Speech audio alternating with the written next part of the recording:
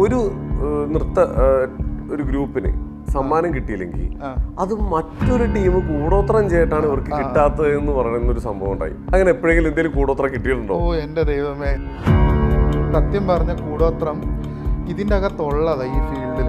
എല്ലായിടത്തും ഉണ്ടെന്ന് കേട്ടിട്ടുണ്ട്, പക്ഷെ ഞങ്ങളുടെ ഫീൽഡിൽ അത് ഇച്ചിരി കൂടുതലാണ്. അതായത് സ്റ്റേജ് കയറുന്നതിന് മുന്നേ പറയുവാണ്, എടാ ഇന്ന ടീം കൂടോത്രം ചെയ്തിട്ടുണ്ട്, പാട്ട് ഓഫാകാൻ വേണ്ടിയാണ് ചെയ്തേക്കുന്നത്. നമ്മൾ നോക്കും പാട്ട് ഓഫാകും. കാരണം ഒരുപാട് കുട്ടികൾ വിഷമം പറയുന്ന പല സ്ഥലങ്ങളിൽ കേട്ടിട്ടുണ്ട്. കളർ ഇല്ലാത്തതുകൊണ്ട് തന്നെ അത് മാറ്റി ഇപ്പോഴും നടക്കുന്നുണ്ടോ? ശരിക്കും ഉണ്ട്, ഇല്ലാന്ന് പറയാൻ പറ്റില്ല. അല്ല, ഞാൻ എൻ്റെ നാടോടി നൃത്തങ്ങളിലൊക്കെ ഞാൻ കറുപ്പിച്ചിട്ടും കളിച്ചിട്ടുണ്ട്. ആ മേക്കപ്പ് അണിയുന്ന കുട്ടിക്കോ അല്ലെ കുട്ടിയുടെ പാരൻറ്റിനോ ആരും ഫോട്ടോ ഒന്നും എടുക്കാൻ വരൂലായിരിക്കും അല്ലേ, ഇത് കറുത്തിട്ടല്ലേ നിൽക്കുന്നതെന്നുള്ളൊരു കൺസെപ്റ്റ് ഉണ്ട്. അതായത് വെളുത്തതാണ് ഭംഗി എന്നാണ് ഒട്ടുമുക്കാലും ആളുകളുടെയും ഒരു ചിന്ത.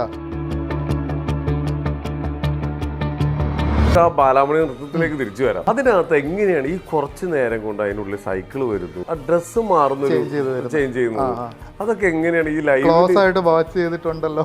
അതിന്റെ നമ്മള് കാരണം അത്രയധികം ചർച്ച ചെയ്യപ്പെട്ടൊരു നൃത്തമാണ് അത്. എന്നോട് ചോദിച്ചിട്ടുണ്ട്, നീ ക്രിസ്ത്യാനി അല്ലേ, നിനക്ക് ഈ ഹൈന്ദവ കലാരൂപങ്ങൾ പഠിപ്പിക്കുന്നതിന് നിനക്ക് വല്ല പുരാണം അറിയോ? എനിക്ക് ഈ പറഞ്ഞ ഹിന്ദുക്കളെ കഴിഞ്ഞ് പുരാണങ്ങൾ ഞാൻ മനസ്സിലാക്കിയിട്ടുണ്ട്.